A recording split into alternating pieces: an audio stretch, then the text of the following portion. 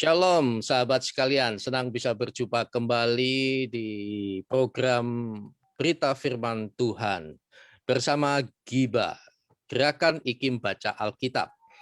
Hari ini luar biasa karena akan dilayani oleh Pendeta Bambang Hengki dari Betani Salatiga. Apa kabar Pak Bambang Hengki? Luar biasa. Dahsyat, luar biasa. Baik, hari ini sesuatu yang luar biasa, kita akan dilayani beliau dengan firman Tuhan, dan Anda sudah bisa mengirimkan SMS, WA untuk sharing konseling dan juga bantuan doa. Untuk telepon juga bisa di nomor yang sama, tentu setelah penyampaian firman Tuhan di 081356157272, 081356157272. Tuhan memberkati sekalian bersama Pendeta Bambang Hengki. Baik, shalom semuanya. Shalom. Ada Pak Tulus, ada Pak Oden, Ibu Margaret. Baik, pagi ini saya mau menyampaikan mengenai topik mungkin yang sedikit agak berbeda. Karena yang sering muncul biasanya topiknya adalah bagaimana kita jadi ordinary to extraordinary. Atau from zero to hero. Tapi pagi ini saya mau sampaikan mengenai from hero to zero. Ya. Nah, mungkin ini sedikit agak membingungkan. Tapi oke, kita mau belajar dari Matius 20, ya 20 sampai 28. Matius 20, 28 ayatnya. Dari situ kita tahu kisahnya bagaimana Ibu Yohanes dan Yakobus ingin kedua anaknya ini memperoleh tempat yang terbaik di kerajaan surga, yaitu duduk di sebelah kanan dan kiri Tuhan Yesus pada saat Yesus memerintah.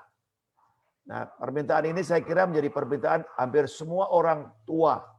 Ingin anak-anaknya menjadi pribadi yang sukses, yang mulia, yang punya kedudukan yang tinggi. Ya, saya kira hal ini wajar. Tetapi menarik sekali Yesus meresponi permintaan Ibu Yakobus Yohanes ini dengan perkataan ayat 22, kamu tidak tahu apa yang kamu minta. Ya. Nah, ini saya kira juga menjadi suatu hal yang menarik. Ya, memang banyak keinginan-keinginan kita yang sebetulnya kita sendiri tidak memahami secara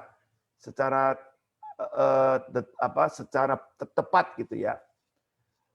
Jadi ini menjadi suatu hal yang baik untuk berarti kita harus belajar ya. Sebelum kita meminta sesuatu kita harus mempelajari apa sebetulnya yang harus kita pahami mengenai permintaan-permintaan kita.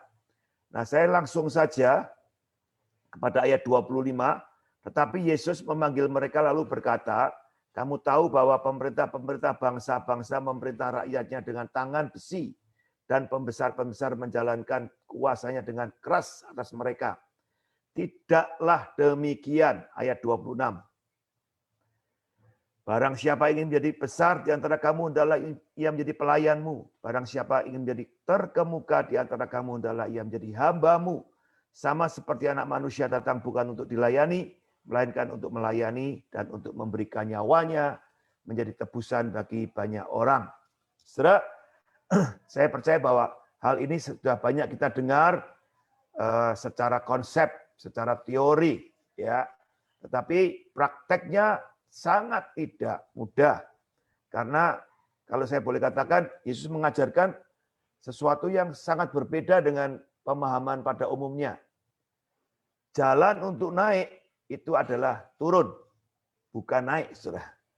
Ya, jadi seperti juga dalam Filipi 2 ayat ya, Yesus menunjukkan bagaimana dia meninggalkan kemuliaan surga, ya, mengambil rupa sebagai seorang menjadi manusia dan menjadi seorang hamba, dan kemudian dikatakan mati, setia mati ya sampai akhir mati, dan kemudian Tuhan mengangkat dia tinggi. Jadi saudara, ini prinsip dalam satu journey perjalanan hidup kita sebagai seorang hamba Tuhan atau mungkin seorang leaders ya.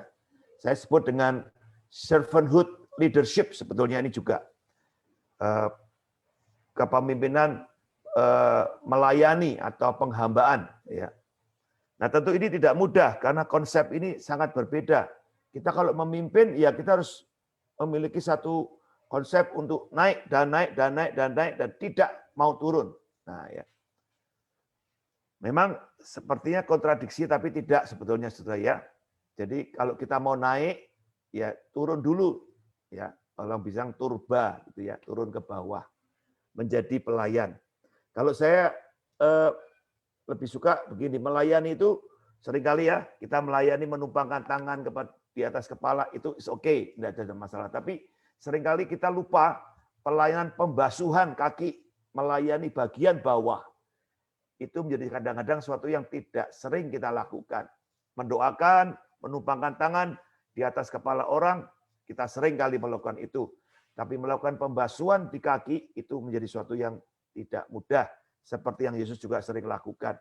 Nah saudara, secara cepat saja karena waktu, ada 3 hal yang mungkin saya bisa berbagi untuk bagaimana kita bisa menjadi seorang yang siap untuk naik, tetapi harus lebih dahulu turun jalannya. Yang pertama, kita harus memiliki yang namanya spirit of amatir. Spirit pure miskin di hadapan Tuhan. Ya, jadi selalu prinsip itu penting. Setinggi apapun juga kita dibawa oleh Tuhan, spirit of amatir itu harus dijaga. Artinya memang kita bukan profesional di dalam melayani atau di dalam memimpin sebetulnya. Tidak ada seorang pun yang bisa mengklaim dirinya seorang yang profesional dalam pelayanan sebetulnya. Karena pelayanan itu sesuatu yang memang sesuatu yang baru, ya, sesuatu yang unik, yang tidak selalu sama dalam perjalanannya. Saya contohkan misalnya di dalam 2 Tawarikh 20, saudara, Raja Yosafat, dia seorang raja yang termasyur.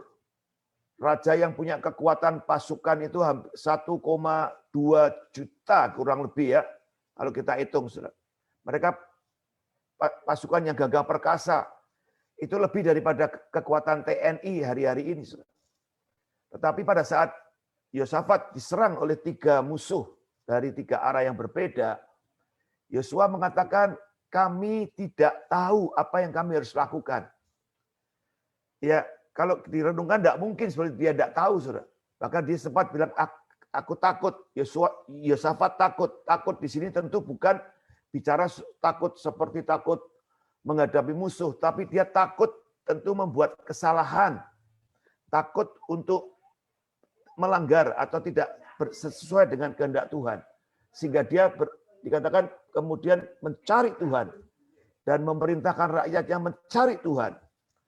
Ya, dan yang saya suka adalah dia berkata, kami tidak tahu Tuhan dalam doanya, kami tidak tahu apa yang kami harus lakukan.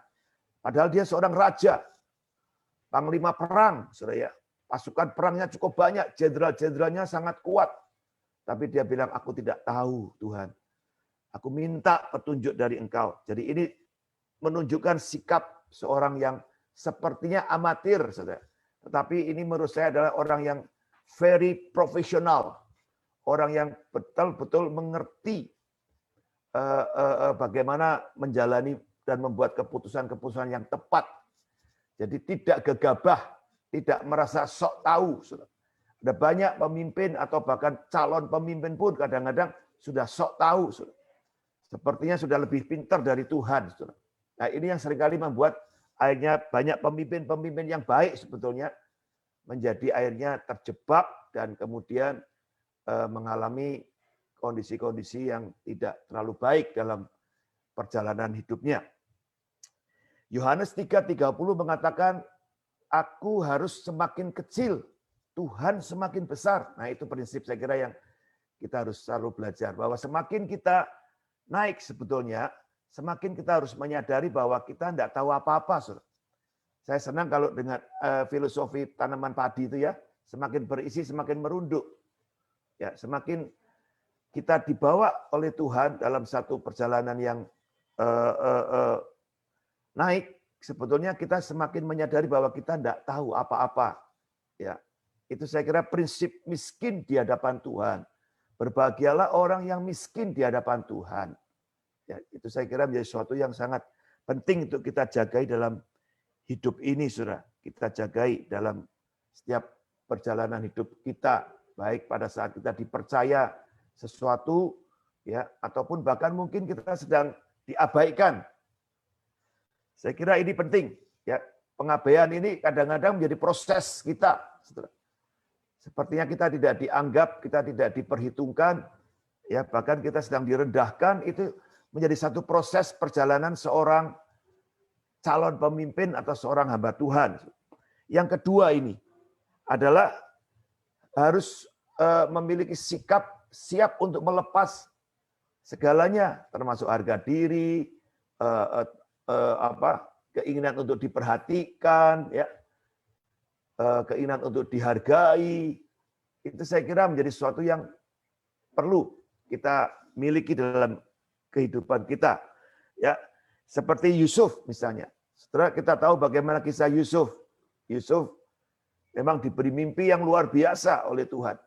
Ya, kalau saya boleh gambarkan, sudah dinubuatkan, sudah ditetapkan perjalanan hidup ke depannya adalah mulia, terhormat, menjadi penguasa. Tetapi realitanya tidak demikian. Realitanya turun perjalanannya.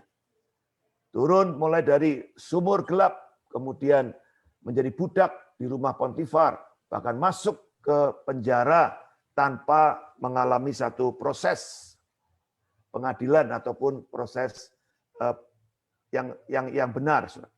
Tapi itu dijalani oleh Yusuf dengan sesuatu yang dia sepertinya sudah selesai dengan dirinya. Sebelum dia diangkat menjadi pemimpin, dia sudah mengalami satu proses pelepasan daripada keegoisannya, kepentingannya. Jadi pada saat dia diangkat oleh Raja Fir'aun, oleh penetapan Tuhan, saudara, di saat itu Yusuf sudah selesai dengan dirinya. Dia tidak memikirkan apa yang menjadi ambisi-ambisi dirinya, keinginan-keinginan dirinya. Dia hanya menjalankan apa yang terbaik untuk Fir'aun dan raja dan rakyat Mesir, bahkan rakyat dunia pada waktu itu mempersiapkan lumbung-lumbung itu. Dia sudah selesai dengan dirinya. Kita bersyukur juga, ya, punya pemimpin bangsa ini seperti Pak Jokowi. Menurut saya itu ada seorang yang sudah selesai dengan dirinya. Dia dihujat, dia dihina, dia direndahkan, dia tidak bergeming. Tapi berapa banyak pendeta-pendeta sudah disinggung sedikit, wah, tanduknya langsung keluar dan merasa berhak untuk bisa membela diri, bahkan kalau perlu merendahkan, menjatuhkan orang yang menyerang kita. Saya kira kita pasti perlu banyak belajar dalam hal-hal seperti ini. Nah, yang ketiga, yang terakhir, saudara, tentu sikap kerendahan hati. Apa sih kerendahan hati itu? Kerendahan hati itu ternyata bukan hanya sekedar orangnya kalem, lemah lembut, sudah ngalahan gitu, ya, atau mungkin ya nerimo gitu, ya. Tapi lemah lembut itu satu proses sepanjang hidup, saudara. Dan kita nggak bisa disebut, oh, orang ini orang rendah hati ini sebelum paku di peti ditancapkan, saudara. Ya. Jadi saya melihat proses Paulus, saudara. Paulus itu seorang yang sangat luar biasa, ya. Kita tahu dia seorang hamba Tuhan yang dipercaya untuk menulis sekitar 75% dari perjanjian baru oleh Tuhan. Nah, prosesnya tidak mudah, saudara. Awalnya dia sebagai seorang ahli Taurat, orang Farisi, ya. Dia begitu hebat dalam penguasaan Taurat. Dia begitu hebat dalam menjalankan tradisi Yahudi. Dia begitu hebat di dalam berjuang untuk menegakkan jalan Tuhan, istilahnya, ya, dengan menganiaya jemaat-jemaat Kristus pada waktu itu. Tapi kemudian dia berjumpa dengan Kristus di perjalanan di Damsyik dan dia mengalami satu transformasi. Tapi saudara, saya mau coba Debbie bisa tolong saya untuk perjalanan Paulus. Dia memiliki satu dinamika atau progresivitas, ya, di dalam perjalanan hidupnya secara luar biasa. di awal-awal hidupnya dia begitu sangat awal-awal pertobatannya, saudara ya, sangat begitu bangga lah istilahnya ya. Ya, dengan dirinya ya, dengan apa yang dia alami, saudara ya. Sehingga dikatakan dia betul-betul seorang Yahudi tulen, saudara.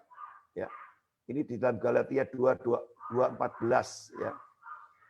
Jadi dia sepertinya berhak mengatakan kamu tuh enggak beres, kamu tuh enggak benar ya. Kamu pokoknya suka mencela gitulah, saudara ya, menghakimi kira-kira gitu kalau bahasa sekarang. Lalu ini ditulis tahun 53 sampai 56 Masehi, surat-surat ini, surat Galatia. Kemudian Galatia 2:26 juga ini menunjukkan, Galatia 2 ayat 6,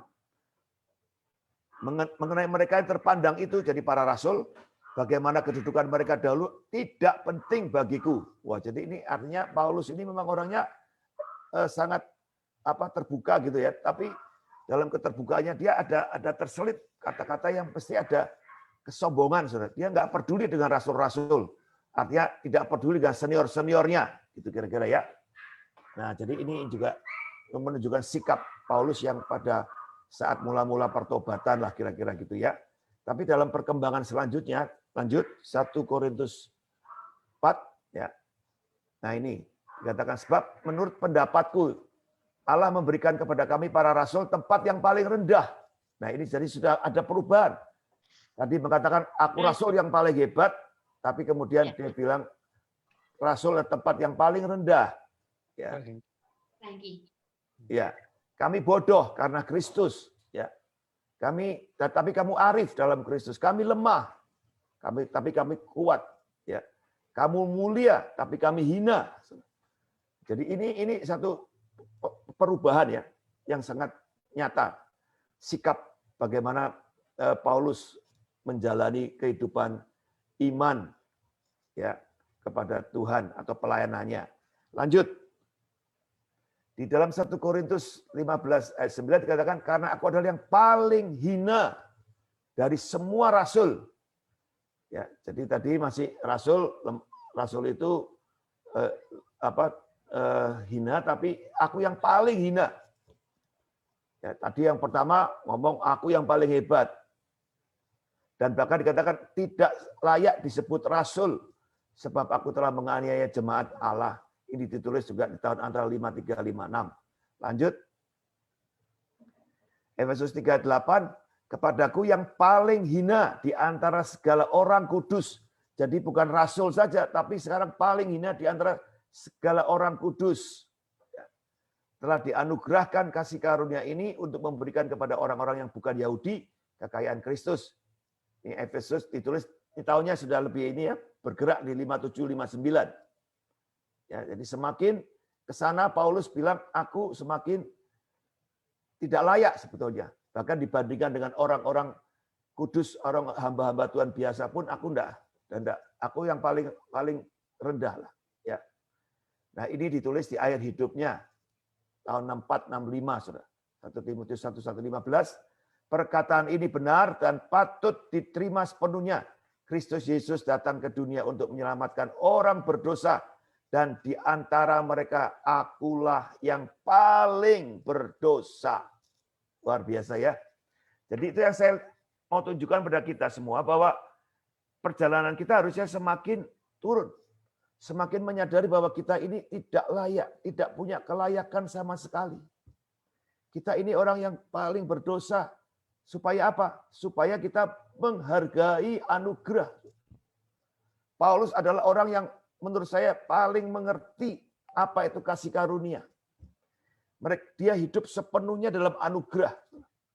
Ya, karena dia tahu bahwa semakin bertambah pengetahuan, pengenalan akan Tuhan, semakin dia tahu betapa bobroknya hidupnya yang sudah dibayar, ditebus oleh Yesus itu.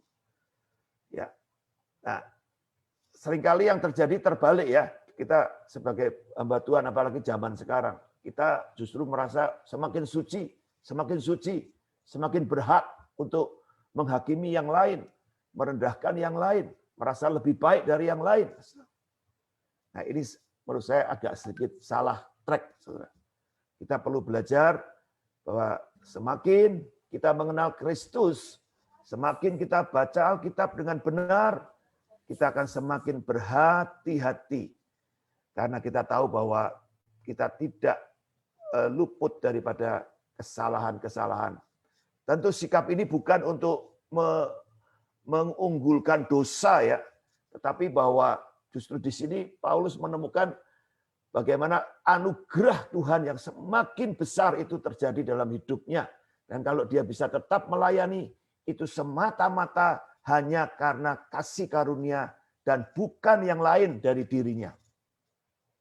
Ya. Jadi saya mengambil kesimpulan dari 3 hal ini, saudara, kita sebagai hamba-hamba Tuhan, kita perlu belajar. Ya, saya juga masih banyak belajar, banyak buat kesalahan. Tetapi kita tahu bahwa arah perjalanan kita harus semakin menyadari bahwa kalau kita dipilih, dipakai Tuhan, diangkat oleh Tuhan sebagai seorang pemimpin atau apa, kita harus semakin merendahkan. Yang terakhir, saya mau bawa kita lihat di dalam 1 Korintus. Jadi tadi bisa 1 Korintus 4 ayat yang ke 9-10 kurang lebih mungkin di situ ya. Ya 9-6 ya di sini lah ya. Atau langsung ke ayat yang ke-16 saja ya.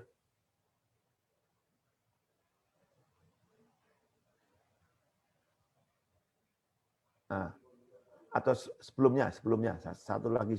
Nah, dikatakan kami bodoh karena Kristus, tapi kamu arif karena Kristus. Kami lemah dan seterusnya. Nah, ini saya mau sampai. Kami tetap menjawab dengan ramah. Kami telah menjadi sama dengan sampah dunia, sama dengan kotoran dari segala sesuatu sampai pada saat ini. Nah, ini yang sering saya sampaikan, kalau kita mau jadi pemimpin, saudara siap jadi keset dan maaf ya, pagi-pagi ini tidak enak omongnya, kloset. Kalau kita sudah mau jadi pelayan Tuhan, menjadi pemimpin umat, ya, atau pemimpin dalam apapun ya, rumah tangga atau satu lembaga, kita harus siap menjadi keset. Ya, keset itu tempatnya di bawah, sudah. Keset itu fungsinya untuk membersihkan kotoran. Demikian juga kloset, ya. Kita harus siap untuk itu sebetulnya. Jadi kalau pemimpin masih baper, masih merasa atau caper, saudara, itu belum pemimpin, sudah. Ya, atau pemimpin yang salah, atau pemimpin yang palsu. Yang selanjutnya, Dep, lanjut.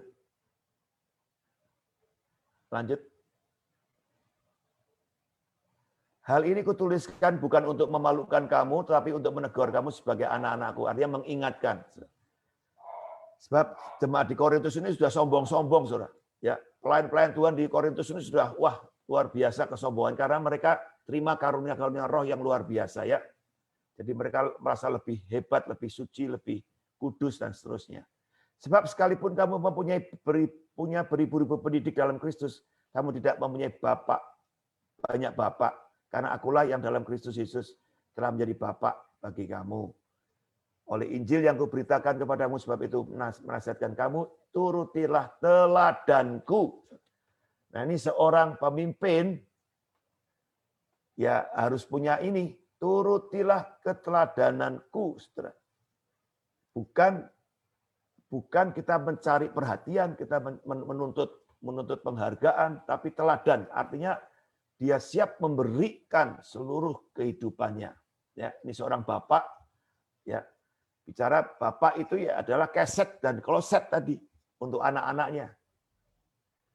Ya, jadi demikianlah kalau kita mau menjadi the true hero, kita harus berani, saudara, untuk membangun spirit of amateur, ya, spirit amatir, ya, roh amatir.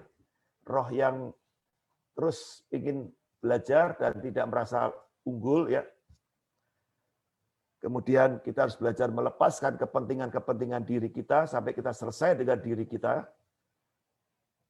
Dan kemudian kita harus belajar kerendahan hati seperti Kristus ya, yang menyerahkan nyawanya Dia datang bukan untuk melayani, tapi untuk memberikan nyawanya. Bukan hanya duitnya, tapi nyawanya. Nyawa bicara mengenai perhatian, waktu, tenaga, mungkin sempat jengkel, sempat bad mood dan semua, tapi itu tidak menjadi sesuatu yang terpenting yang perlu dipikirkan. Tapi yang perlu dilakukan adalah bagaimana membangun generasi atau orang lain yang dipimpin itu menjadi pemimpin-pemimpin atau menjadi bapak-bapak ya, yang bisa menjadi keset dan kloset untuk berikutnya. Nah, itu saya kira yang saya bisa sampaikan pagi ini. Mudah-mudahan bisa menjadi berkat. Tuhan memberkati. Dahsyat, luar biasa. Wah, bahkan bagi saya ini luar ajaib. From hero to zero. Karena tadi malam saya ngetiknya keliru. Jam 12 lebih di Sulawesi Lembang WA ke saya. Judulnya salah. Loh, Pak, biasanya zero ke hero, tapi ini hero ke zero. Wah, ini ya benar, akhirnya saya bilang, wah iya, banyak orang berjuang dari zero menuju hero ya. Setelah hero lupa menjadi zero, bahwa kita ini siapa. Bahkan Tuhan mengatakan, aku ini hamba yang tidak berguna, hanya melakukan apa yang Tuhan perintahkan begitu. Kira-kira apakah demikian, Pak? Topiknya kebalik dari apa judul umumnya ini, Pak. Iya, betul memang. Itu yang sering banyak kita dengar. Termasuk di gereja-gereja ya. From zero to hero. Jadi kita mau jadi pahlawan semua. Terus naik. Begitu naik. Lupa daratan. Nah. Ini pelajaran yang menarik buat saya juga. Silakan Pak Bambang. Ya, jadi memang ya kita kalau mau belajar dari Yesus ya inilah keteladanan Yesus dan diteruskan oleh Paulus seterusnya sebetulnya. Sebetulnya juga oleh banyak tokoh-tokoh lain di Perjanjian Lama pun sudah ada ya tadi yang saya sebutkan, Yusuf, Yakub. Yakub juga harus melewati satu perjalanan turun ya di rumah Laban. 20 tahun dia diperlakukan tidak adil, 14 tahun tidak ada gaji sama sekali, tapi itu semua dikerjakannya dengan sukacita. Dan untuk itu kemudian kita tahu Yakub akhirnya juga menjadi orang yang hebat. Dalam masa tuanya pun dia orang yang tetap tajam, bisa membedakan mana yang roh, mana yang daging, kira-kira gitu ya. Ini luar biasa. Memang tidak mudah ya. Ya, pemrosesan seorang hamba Tuhan memang harus terjadi. Jangan pernah jadi pikir jadi pendeta itu tidak mau proses. Itu namanya karbitan ya, atau palsu menurut saya. Nah, gitu. Atau KW. KW 10.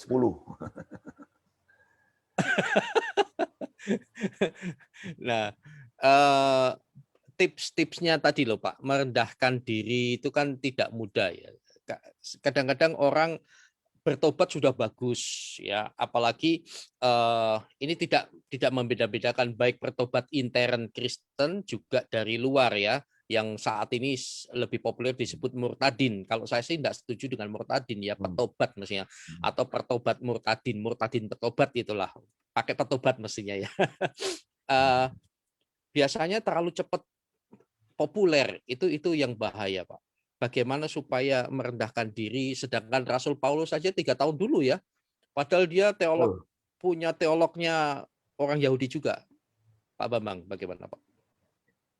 Ya, jadi memang zaman sekarang ini kan orang kepingin cepat sukses, cepat kaya, cepat berhasil, cepat naik daun gitu dan segala macam, sehingga menggunakan segala macam cara yang aneh-aneh gitu ya. Sebenarnya itu tidak salah ya, karena itu memang fasilitas. Tapi kembali kita harus memahami bahwa bukan itu yang menjadi target seorang pemimpin atau seorang hamba Tuhan. Target kita adalah bagaimana kita meneladani cara hidup Yesus dan bagaimana kita, kalaupun kita diangkat setinggi apapun, itu tidak tadi, betul ya. Biasanya kalau mengangkat dirinya sendiri dengan segala macam cara itu tadi, ya pada saat di atas nanti jatuhnya itu sakit sekali. Iya, iya, iya. Nah, tapi kalau yang mengangkat Tuhan dengan cara Tuhan, kita ngikuti cara Tuhan, itu akan safe di atas. Hmm, Bahkan tidak bisa dihentikan untuk naik ke atasnya. Iya, meroket. Ya, tapi kalau cara kita sendiri akan ada batasnya, ya. Dan kemudian habis itu jatuh. Makanya saya bilang jangan meraih sesuatu yang the best. The best itu sudah optimum di atas, tinggal jatuhnya, ya. Iya. Tapi belajarlah making better. Iya. Better is better than the best. Itu menurut saya sih. Iya, iya, iya. Menjadi Tapi lebih betul, baik Pak. itu lebih baik daripada menjadi terbaik. Gitu. Tapi kalau bertujuan memberi yang terbaik bagi Tuhan, ya tentu itu Ya, spirit of ya, excellence, ya. ya. Memberi yang terbaik itu adalah semakin baik. Nah, Ya, jadi hari betul. ini saya harus lebih baik dari kemarin. Jangan puas yang Nah, lalu-lalu, ya. iya, itu is the best. Gitu. Ya Jadi itu aja. masalahnya kan orang seringkali, oh dulu, dulu. Ya. Gimana nih? Baik. Nah, boleh, Eh, boleh sih sebetulnya kita ngelihat yang dulu, ya, tapi ya, ya. jangan terlalu fokus ke yang dulu. Karena yang dulu itu Betul, betul. berbeda dengan yang hari ini, apalagi besok. Makanya saya sering Hmm. sampaikan pengurapan yang kemarin tidak bisa dipakai untuk hari ini, apalagi besok. Iya, iya. Maka dari itu kan gerakan-gerakan apa namanya, kita jangan terlalu membanggakan, oh dulu begini, dulu begini, padahal itu monumen ya, bukan, padahal Tuhan Ya, menginginkan kita tuh movement gitu. movement. Iya Pak Bambang. Iya. Baik, sahabat sekalian yang ada di ruang chat, silahkan Anda bisa unmute, bertanya, sharing, konseling, dan lain-lain, silahkan, atau melengkapi, dipersilahkan. Langsung unmute saja, atau raise juga boleh. Kemudian bagi yang menyaksikan di Facebook, baik di Amigos FM Tomohon, jadi disambung ya, Amigos FM, spasi Tomohon, juga Ibu Debbie, apakah disiarkan, tapi ada recordingnya, nanti juga dari multimedia Betani juga, dipersilahkan. WA, telepon juga bisa langsung di 0813 56 15 7272. 085 0813 56 15 7272. Nah, ada pertanyaan Pak Bambang. Pak Pendeta, saya tanya sebentar. Kok spirit of amatir? Mestinya kan spirit of profesional. Nah ini Pak, Ya. bagaimana? Oh ya, di Betani siaran tunda ya, nanti bisa disaksikan. Silakan Pak Bambang. Ya, Baik. ini menarik nih Pak. Biasanya kan spirit profesional, kuasai. Ini kok malah jadi amatiran tuh, piye toh? Pertanyaannya. Monggo Pak. Ya, jadi memang ini istilah saja sebenarnya ya, istilah yang mungkin kurang pas atau bisa diperdebatkan. Tapi yang saya maksud adalah bahwa kita ini jangan merasa sok pandai, ya, merasa sok bisa. Ya. Jadi kita harus belajar untuk memiliki satu sikap, aku ini enggak tahu apa-apa. Tadi seperti yang saya contohkan Raja Yosafat, ya, pada saat diserang 3 musuhnya, dia dikatakan takut. Tapi saya percaya ekspresi takut di situ bukan takut seperti kita takut menghadapi hantu atau apa ya, tapi takut dia berbuat salah. Kalau setiap keputusan yang dia buat salah, itu bisa mengakibatkan duka cita untuk keluarga prajuritnya, mungkin harus mati, korban jiwa dan segala. Dan dia ingin betul-betul mencari kehendak Tuhan. Nah, itu yang dikatakan sejak itu kemudian dia cari Tuhan, dan bahkan seluruh rakyatnya diperintahkan untuk mencari Tuhan. Dan pada saat dia mencari Tuhan, kata-kata yang pertama dia katakan, Tuhan, aku enggak tahu apa yang harus aku lakukan. Nah, ini buat saya agak aneh kalau artinya enggak tahu betul blow on gitu ya, atau tidak profesional. Sebetulnya ini justru orang yang paling profesional. Orang profesional itu justru merasa dia tidak boleh merasa aku profesional. Nah, gitu. Sehingga sampai mengesampingkan Tuhan itu loh. Nah, karena udah Tuhan, pengalaman. Iya itu. Jadi orang banyak kan, oh aku ini sudah pengalaman. Asam garam dunia sudah saya makan semua. Nah, itu orang gitu biasanya tinggal tunggu jatuhnya aja. Kebanyakan garam malah pahit, Pak. Nah, jadi ya kita harus belajar bahwa setiap kejadian itu adalah kesempatan kita belajar. Karena itu sesuatu yang sangat beda dengan yang kemarin, yang kita pahami. Bahkan yang terjadi pada diri kita sendiri pun beda. Ya, apalagi orang lain misalnya. Ya, membandingkan dengan orang lain. Jadi saya kira ini yang saya maksud, amatir itu maksudnya tetaplah memiliki sikap pembelajar. Jangan merasa aku sudah tahu, sudah pengalaman. Ya, itu yang berbahaya menurut saya. Ya, betul. Saya. Biarlah pengalaman itu jadi modal untuk kita semakin rendah hati dan jadi berkat seluas mungkin, begitu ya. Betul. Baik, luar biasa, dahsyat. Saya sangat diberkati sekali dari judulnya yang bagi orang dunia itu kebalik, kemudian dari spirit of amatir, ya jangan salah paham ya. Tapi artinya kerendahan hati. Paulus itu juga mengatakan begitu ya. Aku itu siapa sih? Aku ini orang yang nggak berguna, tapi aku melakukan karena Tuhan. Semua itu karena Tuhan, sehingga kepala kita nggak kayak Doraemon. Besar sekali. Baik, di sini silahkan sahabat sekalian yang ada di ruang chat, ada Pak Budi SD, Pak Budi Santoso Darmawan. Mungkin ada yang mau disampaikan Pak Budi, juga yang lain ya, rupanya ada beberapa bantuan, silahkan kita akan sharing bersama. Ya, terima kasih Pak Heri. Shalom Pak Bambang. Minta maaf tadi ya, agak terlambat. Ya, firman-Nya luar biasa sekali. Jadi memang saya juga diberkati pagi ini. Saya kembali diingatkan, memang ada satu poin yang sangat menarik bagi saya yang membuat saya itu jatuh cinta sama Yesus, yang sering saya saksikan kepada teman-teman saya yang Muslim gitu kan, seperti itu kan, ya kan. Hal yang saya saksikan kepada mereka tuh kerendahan hatian Tuhan Yesus. Artinya kalau untung bukan saya yang jadi Yesus, kalau saya yang jadi Yesus nggak jadi tuh keselamatan tuh kan, seperti itu. Udah mau ditolong nyalipin lagi kan gitu loh. Tuhan Yesus dengan gampang menjentikan jari mati semua kan, seperti itu. Nah, ini kan tercermin bukan hanya Tuhan Yesus melakukan hal itu, tetapi juga ajarannya, kebalikannya dari dunia. Siapa yang mau terbesar, dia harus melayani. Ketika murid-muridnya bertanya, aku sudah melakukan ini, nanti siapa yang terbesar nanti di sorga, kan seperti itu. Loh, kalian yang kalau mau terbesar harus melayani. Ikut Yesus, jangan cari kedudukan, jangan cari kehormatan. Dan hal ini pun sudah dilakukan, teladan dari para rasul, terutama dari Rasul Paulus. Nah, melihat dari kisah hidupnya Rasul Paulus ini kan luar biasa sekali. Yang tadi from hero bagi dunia, jadi penganiaya jemaat, menjadi hero bagi Kristus. Dan betul, dia memberikan teladan sampai dia berani, ikutlah teladanku. Memang luar biasa sekali, gitu kan.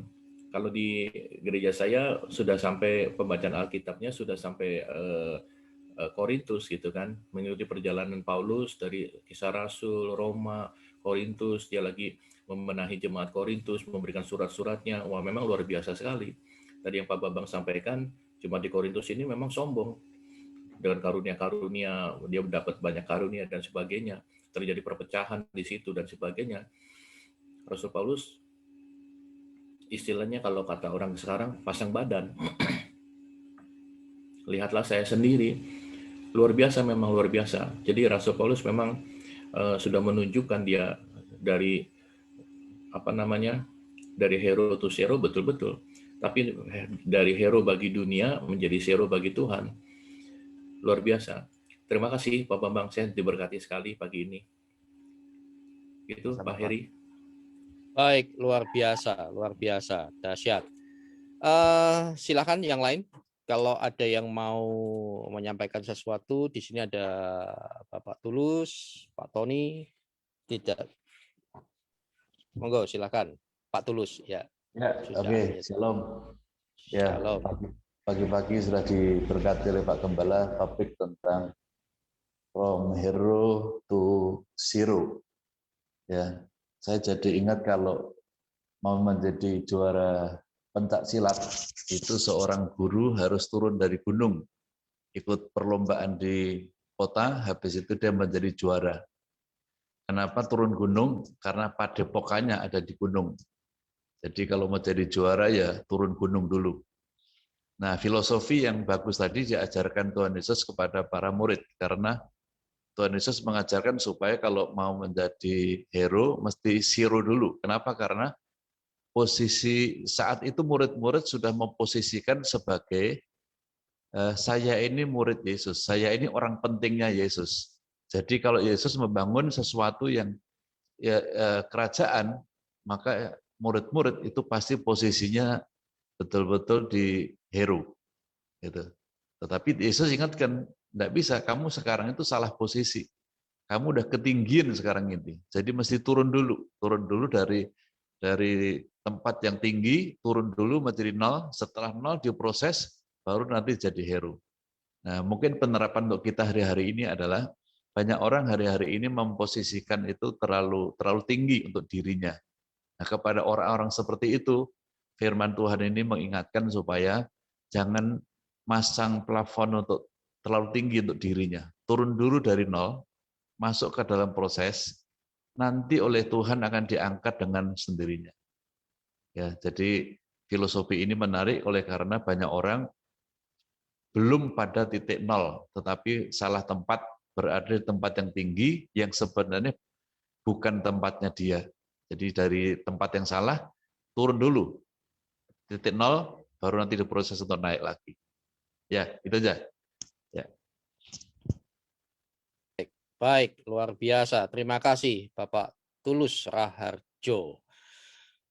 Saudara, ini sesuatu yang sangat penting. Jangan lupa, jangan cuma satu kali dengar, diulang lagi sampai saudara paham betul spiritnya dari message atau pesan hari ini itu luar biasa ya. Tentu kita harus terus naik, tapi dalam rangka memberikan yang terbaik untuk Tuhan. Spiritnya tentu spirit of excellence, tetapi mentalitas kita jangan lupa kita ini hamba Allah, dulos, yang nggak ada apa-apanya.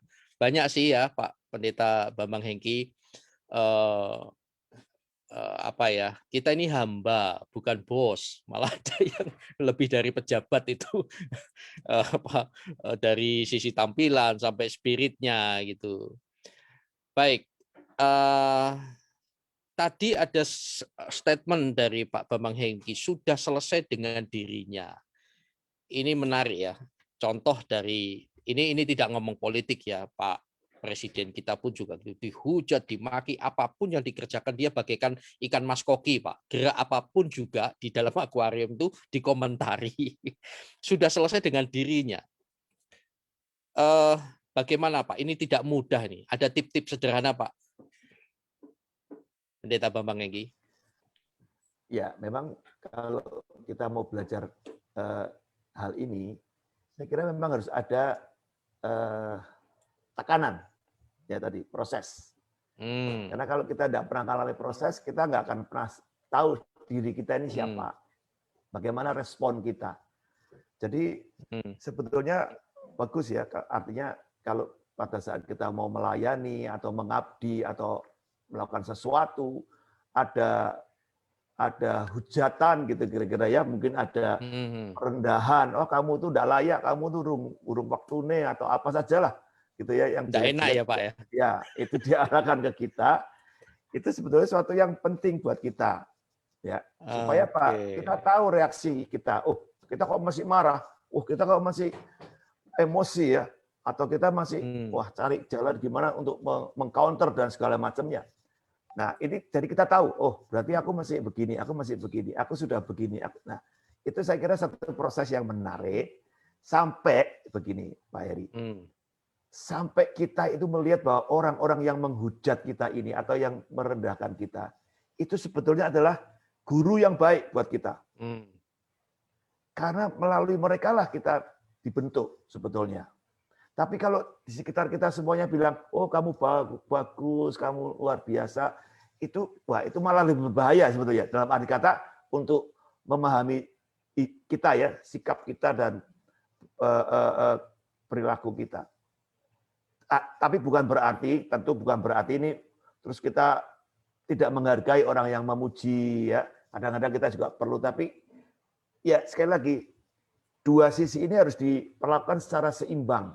Semuanya baik dalam arti kata Ya. ya, tidak hanya kita memikirkan oh yang memuji-muji itu yang baik, itu yang sependapat dengan aku, oke lah luar biasa. Tapi ini kelompok yang kontra ini singkirkan aja nih. Ya, bukan, justru mereka menurut saya apapun ya motivasi mereka ya saya katakan itu baik buat kita.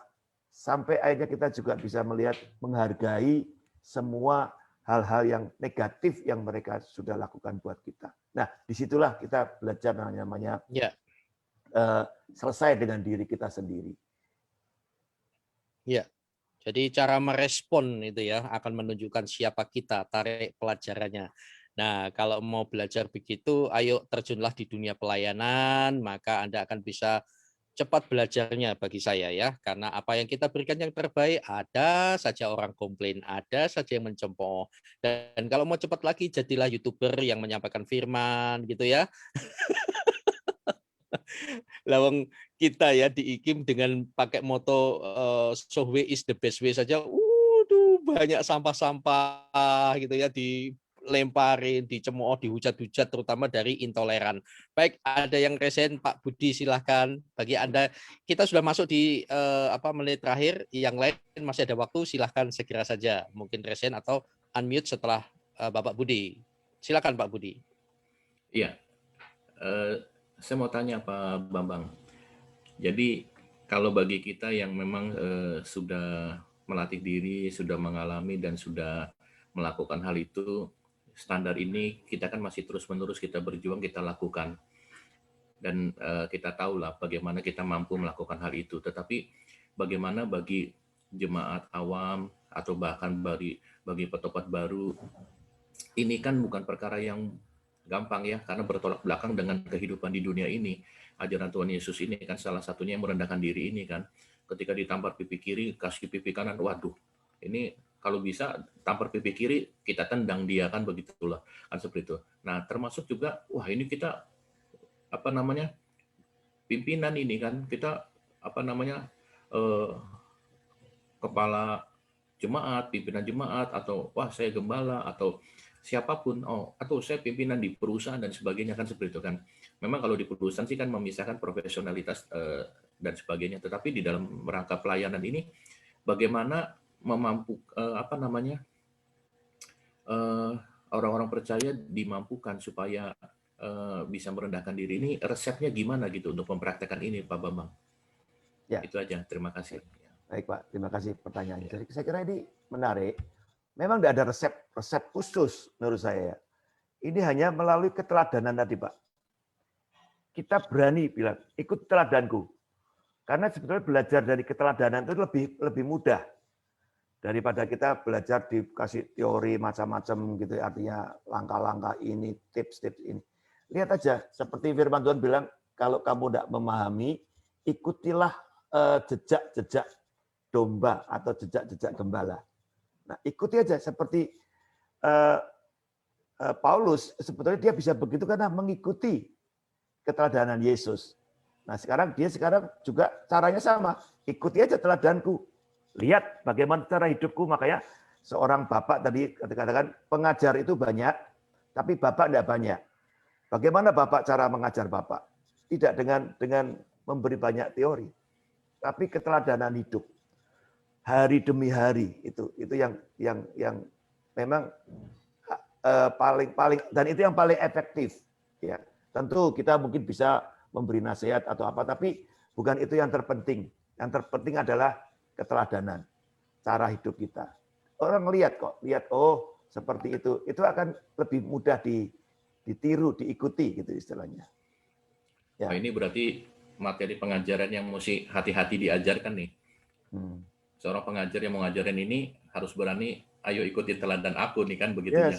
Yes, Pak. Ini bukan hanya bukan hanya berat bagi yang mendengar, berat bagi yang ngajarin juga ini kan. Seperti itu menjadi suatu tantangan, suatu challenge tersendiri. Tuntutannya lebih banyak ya Pak? Tuntutannya lebih banyak. Kalau gampang, kalau jangan mencuri, wah gampang kita memberi contohnya kan gitu. Kalau yang ini kan memang cukup berat. Jadi memang ini untuk kita semua gitu ya Pak Bambang ya. Gitu. Betul, Pak. Ya, Betul. terima kasih Pak Bambang. Ya, betul-betul. So itu sebuah teladan itu jauh lebih berharga daripada 3.750.000 perkataan. Ya Pak Bambang. Betul, betul. Ya. Jadi memang ya itulah tugas kita. Sebetulnya kalau dibilang berat ya berat, tapi ya ringan. Karena kita nggak perlu lagi berteori, istilahnya begitu ya. Tapi lebih ke praktek. Praktek itu kan sesuatu yang memang kita sudah jalani, sudah kita alami. Itulah yang kita ajarkan. Ya menarik tadi Pak ya. Jangan lupa ya saudara-saudara sekalian, domba-domba sekalian, hamba-hamba sekalian. Jadi Pak Bambang tadi mengatakan sebetulnya ikuti tadi jejak-jejaknya tadi loh. Ya itu tadi ya, jejak-jejaknya bagaimana. Banyak pengajar. Waduh, sekarang ini banyak gembala yang apa ya, banyak pesaing-pesaingnya dalam arti gembala nggak bisa kesana kemari ya. Tetapi kalau level jemaah domba bebas, kalau udah bosan tinggal, sekarang ini dunia hanya sejauh jempol.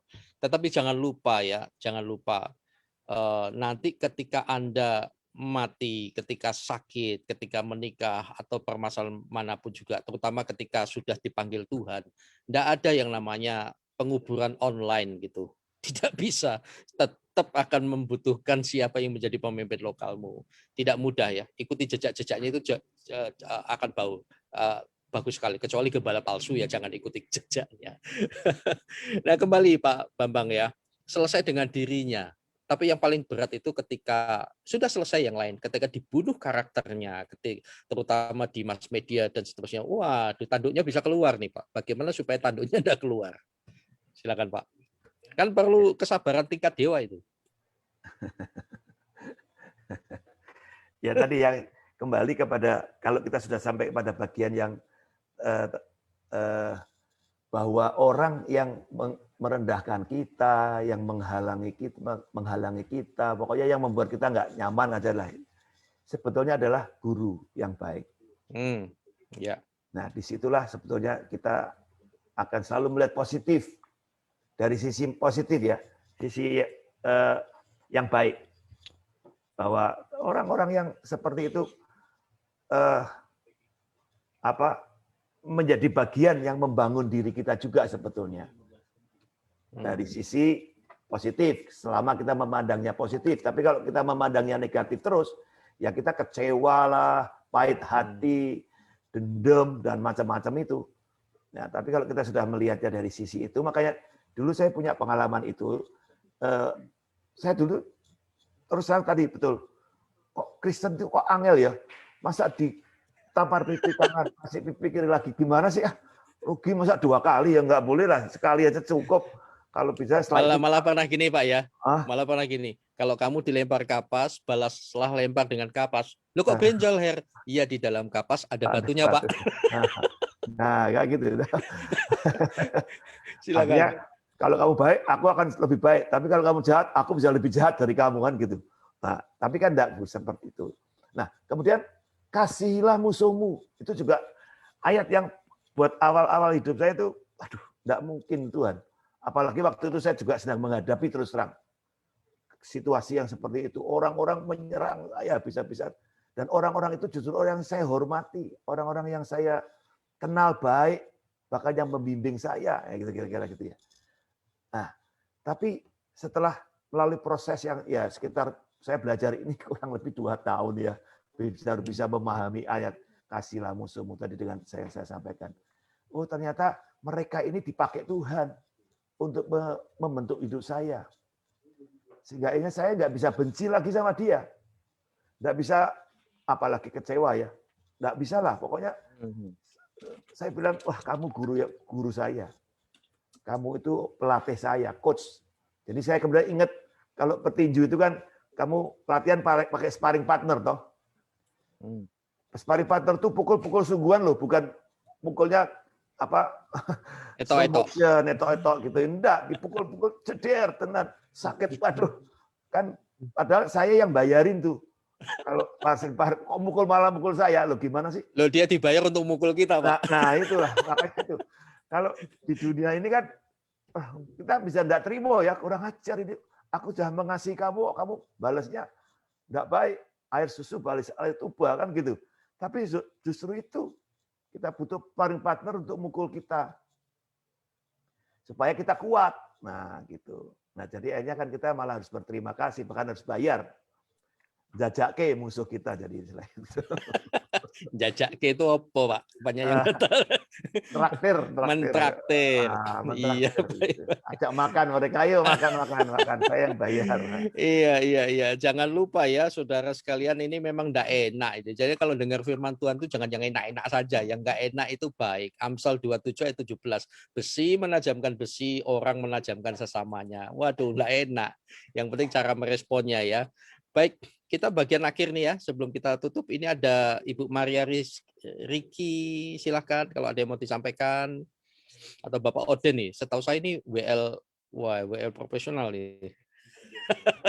Kalau saya tidak salah ya, melihat di YouTube. Silakan. Oke, silakan dibuka aja mic-nya kalau ada yang mau disampaikan. Ini Pak, ada pertanyaan. Baik, gimana nih?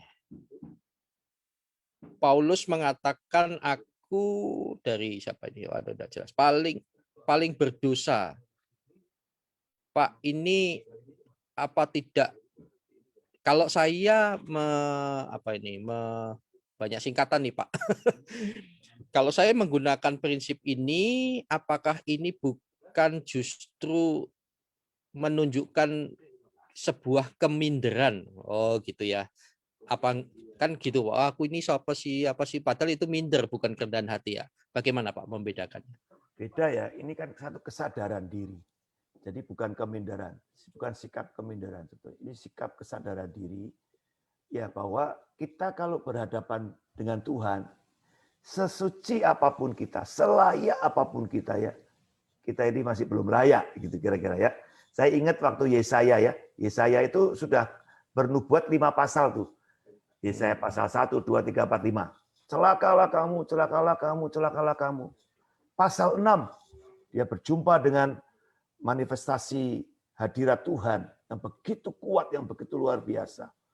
Dia bilang, celaka aku najis bibir.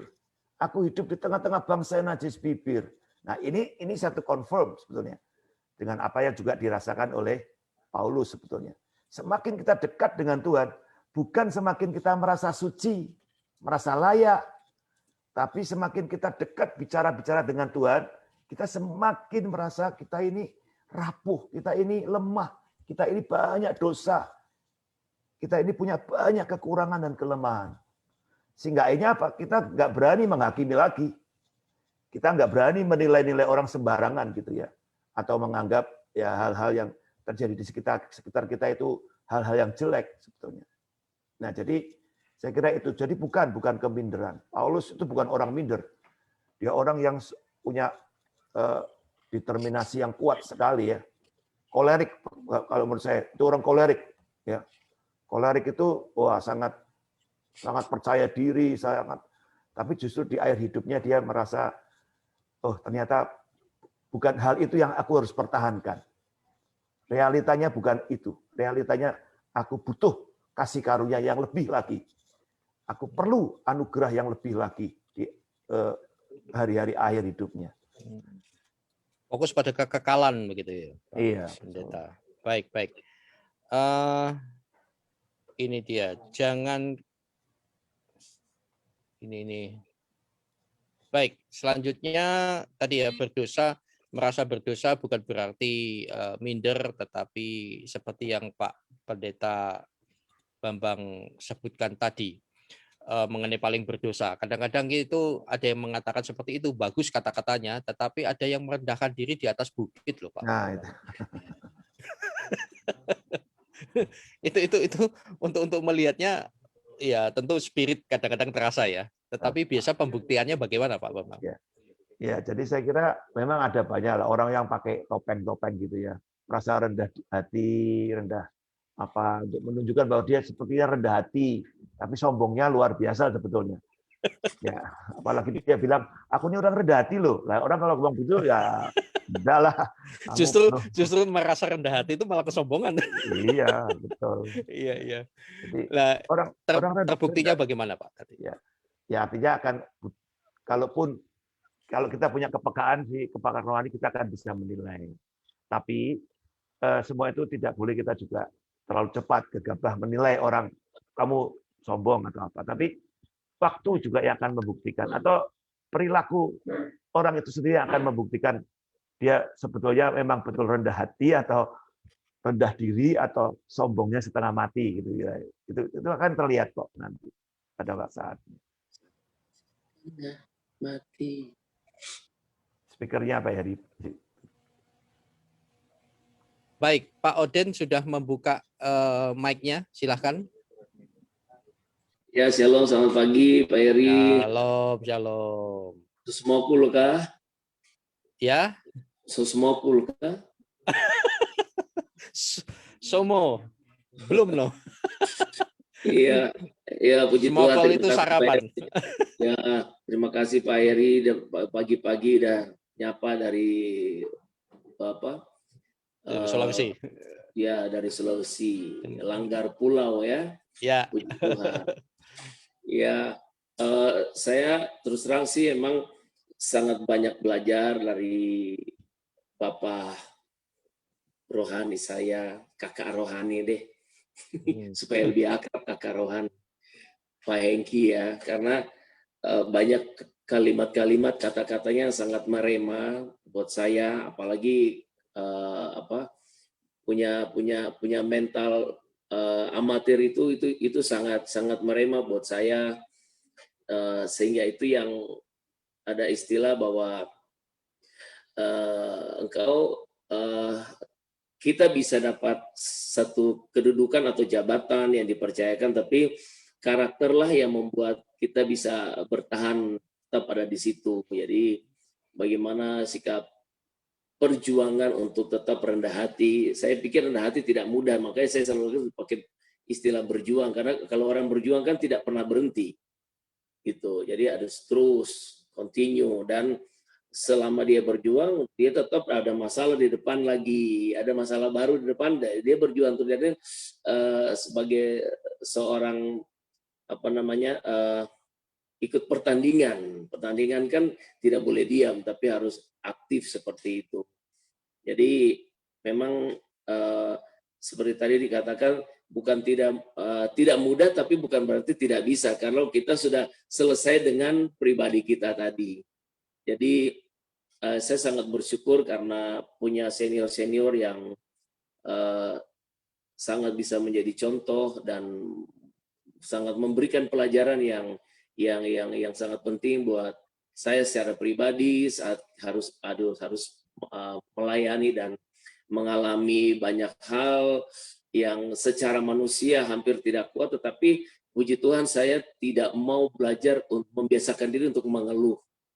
Jadi ada hal-hal yang buat saya harus saya selesaikan, karena kakak rohani saya yang baik hati dan rendah hati dan penuh senyum ini, kalau ngomong panas tajam juga soalnya Pak, manis memang mukanya Pak, tapi kalau kasih pengajaran itu tajam. Yeah. Jadi itu akhirnya merema sekali Pak. Jadi saya hampir nggak berani ngomong kalau misalnya ada masalah di tempat pelayanan, saya nggak mau, karena dia sudah bilang, lah ditaruh di sana tuh ya buat itu misalnya gitu. Jadi kalau misalnya ada masalah, saya mau sharing dengan beliau, saya nggak berani, karena kalimat itu sudah nancep di saya sebelum saya ngobrol.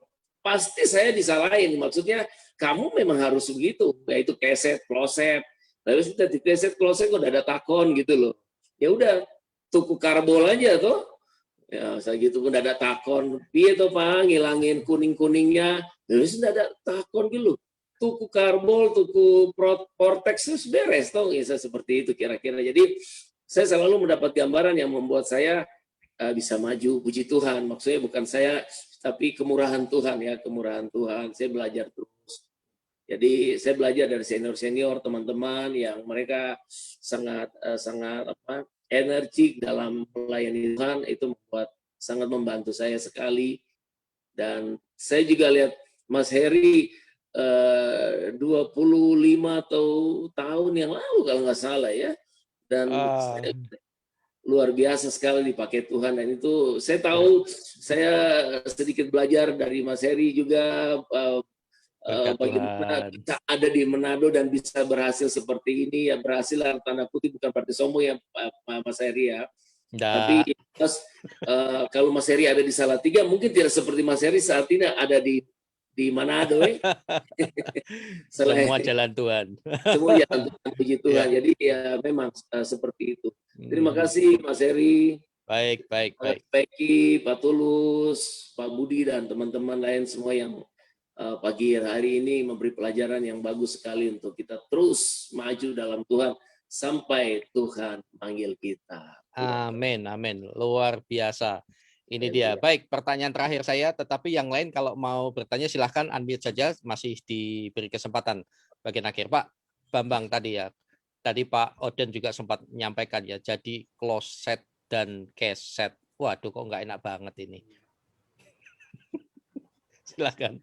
Ya memang itulah tadi kan dikatakan kita ini seperti sampah, sudah seperti kotoran.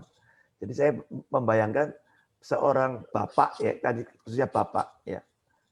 Kalau kita menyebut bapak, kita memang tempat pembersihan ya untuk anak-anak kita. Ya, jadi segala sesuatu yang merupakan ya seperti Ayub sendiri kan juga setiap pagi dia berdoa minta ampun untuk anak-anaknya. Itu sebenarnya kan ya dia sedang menempatkan posisi sebagai keset buat anak-anaknya. Ya. Bahwa anak-anaknya salah, anak-anaknya tidak baik, tidak benar, itu ya menjadi bagiannya dia. Ini sebagai responsibility yang memang harus kita pahami sebagai orang yang sudah selesai dengan dirinya juga. Ya, seperti Adam sebetulnya kalau dia mau datang sama Tuhan, Tuhan ampuni aku salah, ampuni istriku salah, aku yang bertanggung jawab, selesai barangkali. Tapi ya ceritanya udah berbeda sekarang. Kenapa? Karena kita seringkali pemimpin hanya mau nama baik, mau penghargaannya. Tapi tanggung jawabnya nggak dikerjain. Tanggung jawab apa? Ya yang sulit-sulit itu, yang sukar-sukar itu, yang memang nggak enak. Ya, pelayan Tuhan juga begitu. Maunya dihargai, maunya selamat pagi Boksu, selamat pagi Pak Pendeta. Sepertinya wah itu menyenangkan. Tapi saat ada masalah-masalah kita kadang-kadang lepas. Makanya seperti gembala yang baik ya harus siap untuk menderita buat domba-dombanya gitu ya. Menderita itu versinya memang banyak ya, artinya luas gitu ya. Iya. Jadi jangan lupa ya, kalau mau terjun dalam dunia pelayanan atau apalagi penggembalaan, pokoknya menjadi memimpin jemaat, apapun itu siap jadi keset dan kloset. Siapkan dirimu, tetapi kalau di dalam Tuhan, biarlah Tuhan yang akan mengangkat. Kita ngejarnya itu upah di sana, bukan di sini. Di sini terimalah dengan sukacita, tetapi jangan lupa berikan semua dari untuk bagi Tuhan saja. Sehingga kita pelayanan itu santai kok. Jadi jangan lupa saudara, saya pernah menyampaikan jadi hamba Tuhan itu tidak besar kepala ketika dipuji orang dan tidak merasa apa-apa ketika tidak dianggap apa-apa. Puji Tuhan. Hari yang indah, saya Heri Christian untuk Giba Gerakan IKIM Baca Alkitab bersama Amigos 100,8 FM Tomohon, juga bersama multimedia Betani Salatiga. Terima kasih Pak Pendeta Bambang Hengki. Mohon doakan kita semua, dan juga banyak sekali setiap hari ada pokok-pokok doa di Google Form di Giba Gerakan IKIM Baca Alkitab. Didoakan banyak pokok-pokoknya dari pribadi, pekerjaan, bisnis, dan lain sebagainya. Dan kita menutup pertemuan kita. Tuhan memberkati. Pak Bambang akan berdoa. Mari kita berdoa. Tuhan, kami bersyukur pagi hari ini. Biarlah apa yang sudah kami dengar, kami belajar bersama-sama untuk terus membangun kehidupan ini sesuai dengan apa yang sudah Engkau teladankan dalam firman-Mu dan bahkan dalam kehidupan-Mu. Dan kami percaya Tuhan, kami boleh mengalami semua itu sebagai satu anugerah yang kami terima dari Tuhan sendiri. Karena mungkin memang secara daging kami lemah, tapi roh kami menjadi kuat di dalam Tuhan, dalam persekutuan kami dengan Engkau, dengan penderitaan-Mu, bahkan dengan kebangkitan Tuhan. Oleh karena itu Bapa, sepanjang hari ini secara khusus, biarlah Tuhan menolong semua kami dan memberkati hamba-hamba-Mu dimanapun kami melayani. Tuhan memampukan kami untuk kami menjadi hamba-hamba yang seperti yang Tuhan mau dan Tuhan kehendaki. Terima kasih untuk kesempatan yang luar biasa ini. Berkati program Gibah ini supaya terus boleh menjadi berkat dan membawa umat Tuhan semakin lekat dengan Tuhan dan mengerjakannya hal-hal yang kami lakukan. Terima kasih Tuhan, terima kasih. Kami mengucap syukur dan kiranya berkat Bapa, Putra, Roh Kudus di dalam nama Tuhan Yesus Kristus tercurah bagi kami semua dan sepanjang hari nama Tuhan dimuliakan melalui hidup kami. Di dalam nama Tuhan Yesus kami berdoa. Amin. Amin. Puji Tuhan. Tidak lupa juga sahabat-sahabat sekalian yang menyaksikan di Facebook. Salam jumpa kembali dan terus maju di dalam Tuhan. Tuhan memberkati. Saya akan akhiri saat ini. Terima kasih Pak Bambang dan rekan-rekan yang hadir semua. Shalom. Shalom. Shalom. Tuhan